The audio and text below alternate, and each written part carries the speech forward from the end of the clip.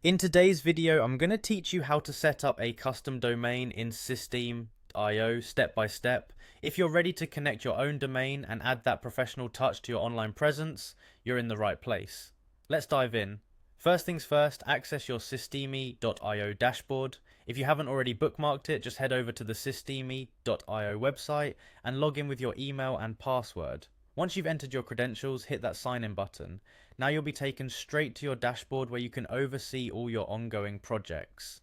Next up, direct your attention to the top right corner of the screen where you'll see your profile picture. Click on it. This will open a drop down menu. From here you need to find and click on Profile Settings. Systeme.io makes managing your settings straightforward by keeping everything within a few clicks. Now we're getting into the nitty gritty. Within your profile settings, look for the option labelled Custom Domains.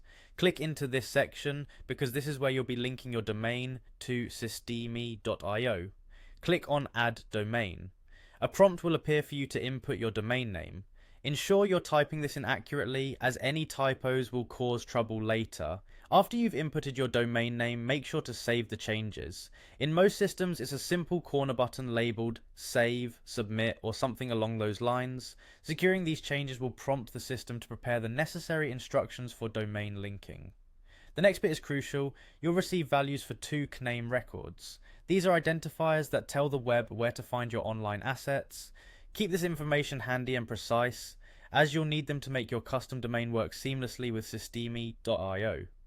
With these CNAME values in hand, it's time to hop over to your domain's hosting account. Log into the service that manages your domain.